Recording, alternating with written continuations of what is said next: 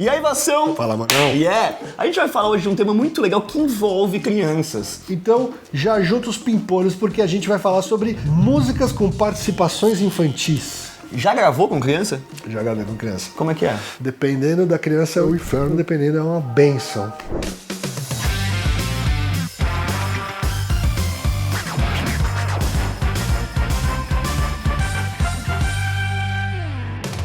Se quiser, será. Bom, mas antes de iniciar a lista, cabe explicar que essa combinação adulto e criança na música ocidental existe já há bastante tempo, com registros desde a Idade Média. Nessa época, os garotos ficavam responsáveis por contribuir com um som mais agudo nos corais da igreja, uma vez que as mulheres eram proibidas de cantar hinos sacros em público. Então tinha um coral de crianças. É verdade que às vezes castravam as crianças para elas cantarem mais fino? As crianças não, porque elas já tinham a voz aguda. Mas não. quando elas... Os adolescentes? Quando ia começar a soltar os hormônios e a voz mudar, eles castravam e viravam os castrati. Corta o saco ou o biguelo também? Ah, eu não sei, mano. Aí é Só um o detalhe, saco. é um detalhe Por isso que é música sacra.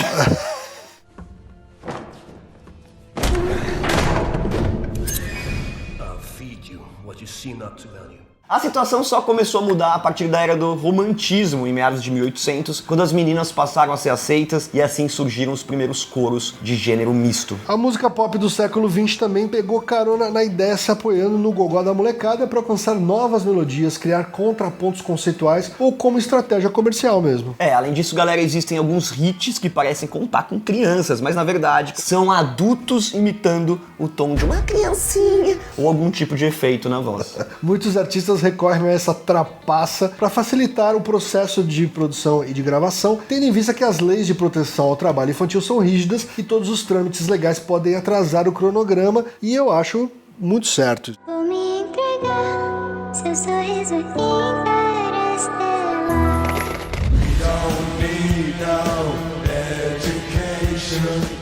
Sem dúvida, um dos corais mais insanos e famosos da história musical atual aparece na parte 2 de Another Brick in the Wall, do Pink Floyd. A letra ela fala sobre um jovem que é atormentado na escola por professores abusivos e uma mãe superprotetora. E com isso ele vai ficando traumatizado e se isolando do mundo. Nesse caso, a participação mirim acaba casando bem com o tema da composição, afinal coloca os pequenos literalmente dando um grito de protesto contra o sistema. We don't need an education. É muito louco. E também tem no clipe, no vídeo, né? Tem as crianças quebrando tudo, né? Caindo numa máquina de moer. Vocês lembram disso? Verdade. Mas lá não precisavam ser crianças. Não, é que corta, né? Sabe que eles... É efeito Nenhuma especial. criança caiu, calma. Nenhuma criança foi moída pra fazer esse videoclipe.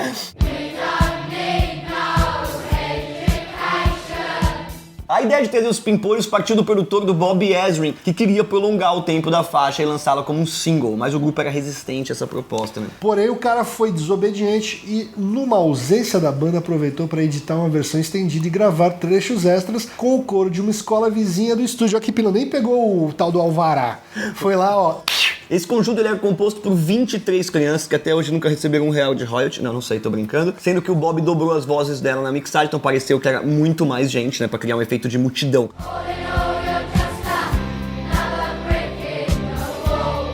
E no final, Pink Floyd amou o resultado final e assim o colégio embolsou cerca de 1.000 libras como agradecimento, enquanto a meninada ganhou ingressos e um disco do grupo como cachê pelo trampo. Olha lá, quase uma Maria Mole e um chiclete, né, gente? Por isso tem que ter o alvará. Tipo, não é por mal, mas explorar as criancinhas. É simplesmente o disco que mais ganhou dinheiro na história e hoje em dia ganha e as crianças... E a escola ganhou 1.000 libras? Pô, tinha que dividir com essas crianças aí, bicho. É. Bom, mas é claro que a escola recebeu uma série de reclamação dos pais, né, galera? Afinal, nem todo mundo aceitou bem essa história de levarem os filhos no vizinho pra cantar. Você imagina, cara, pra cantar ainda versos de rock and roll questionando o status quo, questionando a escola. Papai, mamãe, eu fui no estúdio de rock hoje. Eles estavam com um cigarro diferente na boca. E o que você cantou, filho? Ah, eu cantei... Nós não precisamos de escola. Isso. Ei, professores, deixem as crianças em paz.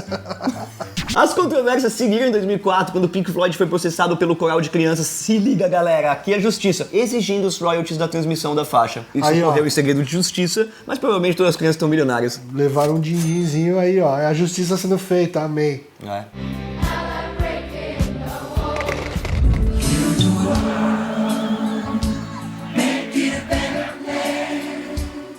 Outra lendária música com participação infantil é Heal the World, do Michael Jackson, que traz aí um desejo para que a humanidade torne o mundo melhor para os pequenos. Essa ideia do rei do pop era criar um hit de melodia simples que pudesse ser cantado por várias pessoas ao redor do planeta e transmitisse uma dose de esperança e reflexão. Meu Deus. Era lindo. For you and for me, the answer to the rain.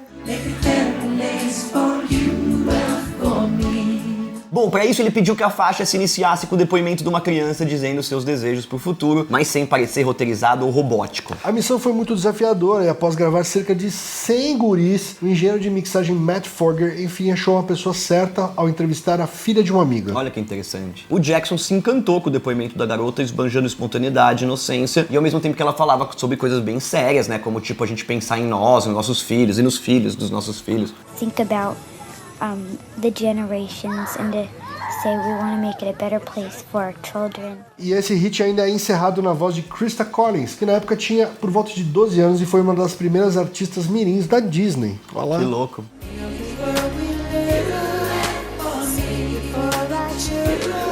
Curiosamente, essa é a composição que o Michael mais se orgulha de ter criado, se orgulhava, né, conforme ele mesmo afirmou durante um bate-papo com fãs em 2001. A música também serviu de inspiração para o nascimento da Fundação Heal the World, que foi projetada para cuidar e ajudar crianças carentes e ensiná-las a melhorar o mundo. Para nós brasileiros fica aí o destaque para as versões feitas pela Xuxa em espanhol e do Roupa Nova sob o título de A Paz.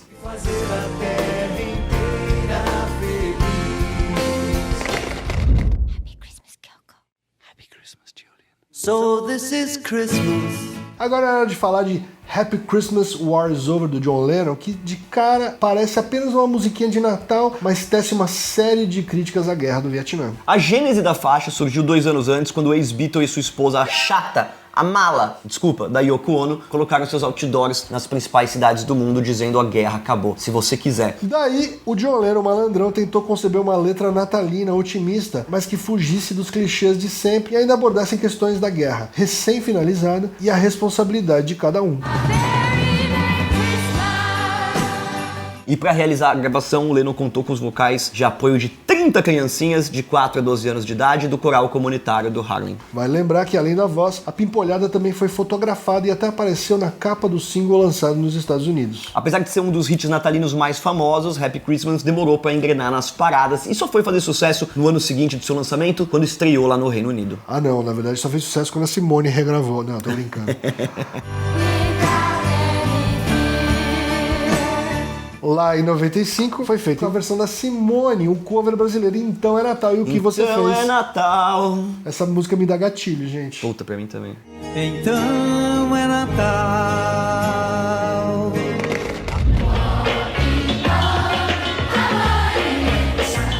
Essa ideia de pegar a voz de criança pra criticar a guerra e a violência também foi utilizada pelos Gorillaz na faixa Dirty Harry de 2005. Essa música sugere que o então presidente dos Estados Unidos, George W. Bush, não se importava com a vida dos soldados no Oriente Médio, enxergando eles apenas como meros peões. Vale lembrar que a nação Yankee estava novamente num conflito bélico na época, com a invasão do Iraque e do Afeganistão. Aí a banda, os Gorillaz lá, usaram o coral juvenil de São Fernandes para criar uma dualidade, já que a melodia é lúdica e feliz, enquanto a letra fala atrocidades como eu preciso de uma arma para me proteger do perigo.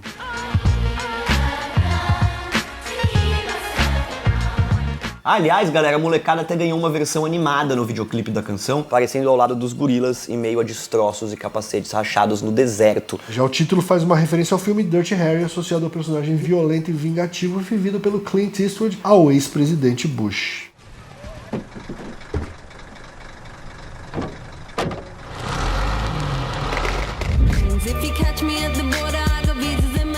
Quem também utilizou um coral de pequerruchos em um ritmo bem animado para tratar de um assunto complexo foi a Maya em Paper Planes. No caso, a letra é uma sátira sobre a percepção dos norte-americanos com imigrantes de países devastados pela guerra, que são alvos de preconceito e vivem sob olhares questionadores. A composição foi inspirada na cantora britânica que teve o visto para entrar nos Estados Unidos negado algumas vezes devido à sua descendência do Sri Lanka. Pois é, as vozes mirins surgem no refrão misturadas ao som de tiros e caixas registradoras, mostrando que nem as crianças estrangeiras escapam do rótulo de marginais.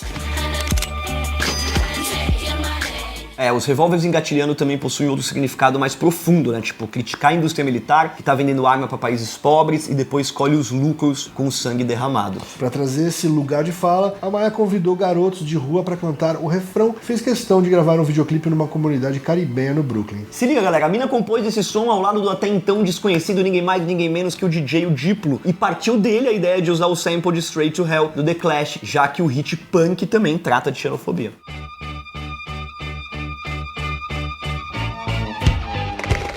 Dropping some of the hottest verses rappers ever heard. From the dope spot with the smoke block, flinging the murder scene. Por falar em sample, o Jay-Z pegou uma amostra do musical da Broadway Annie para dar luz ao seu grande hit Hard Knock Life Ghetto Anthem. A peça que conta as desventuras de uma garotinha órfã e tinha seu elenco composto basicamente por crianças, fez muito sucesso e eternizou canções como Tomorrow e It's Hard Knock Life.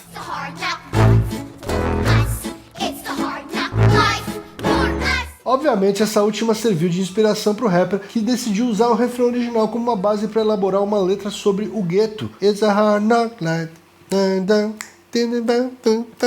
Muito louco, né? Bom pra caramba. Let it bump though.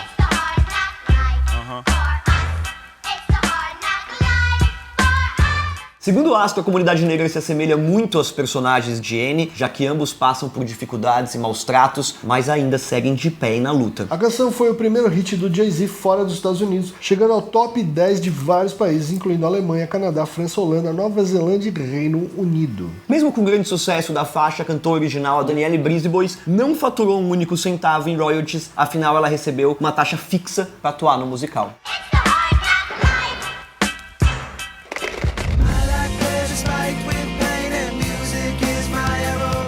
Se você achou pesado usar crianças para falar de guerra, violência e racismo, vai ficar em cabelo em pé com o Red Hot Chili Peppers em Aeroplane de 95. Era 95, a gente tem que pensar também. Outros tempos, né? Mas isso porque a faixa supostamente trata sobre uma recaída do vocalista do Anthony Kiedis no mundo das drogas, o que explica o refrão "Eu gosto de prazer com uma pitada de dor". O verso "sentado na minha cozinha, estou me transformando em pó novamente" também seria uma prova do vício e depressão do músico na época. Além da dependência química do frontman, a banda ainda sofria com a saída repentina do guitarrista do John Frusciante, que precisou entrar em reabilitação por causa de heroína. Jesus, como os caras do rock and roll são, né? Ao mesmo tempo que parece obscura e misteriosa, a canção também apresenta muita fofura, graças à participação da criançada no trecho final. O curioso é que nenhum dos pequenos era cantor ou fazia parte de um coral, sendo apenas colegas do jardim de infância da Clara, a filhinha do baixista do Flip.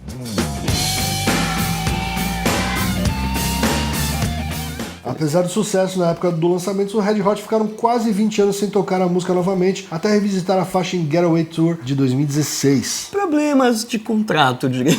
Provavelmente.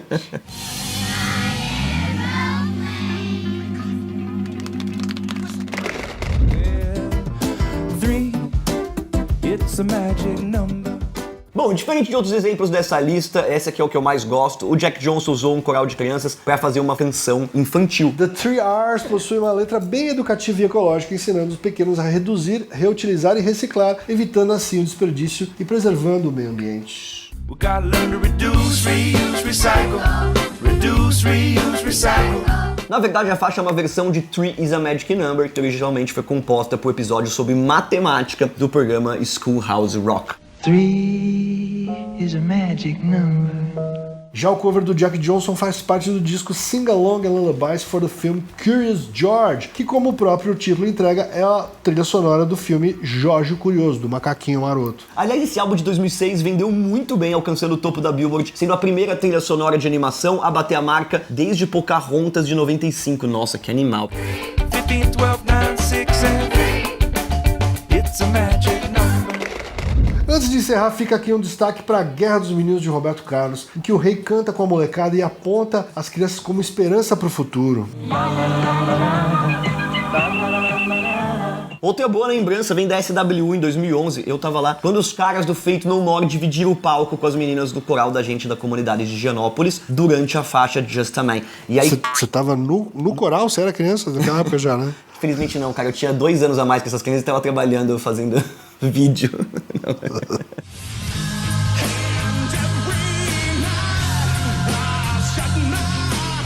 Mas esse é um exemplo legal. Quando você pega um coral da comunidade, eu fico aqui brincando, zoando, mas é uma grande oportunidade. As crianças estão fazendo isso como como eu posso dizer, uma saída para uma realidade difícil, que a música ela traz isso, o esporte traz isso. Então aqui, cara, toda a nossa brincadeira de fazer a criança tá num ambiente de trabalho tem o lado ruim, mas tem como fazer isso não sendo um ambiente de trabalho, mas no momento onde a criança tá cantando por lazer, por desenvolvimento. Não, e até para apresentar ela para uma opção de uma carreira, né? Se essas crianças sobem nesse palco, elas são protagonistas, elas se sentem capazes. Pô, acho que eu vou virar músico, vou virar artista. Deixa as crianças cantar, né? É. Beijo!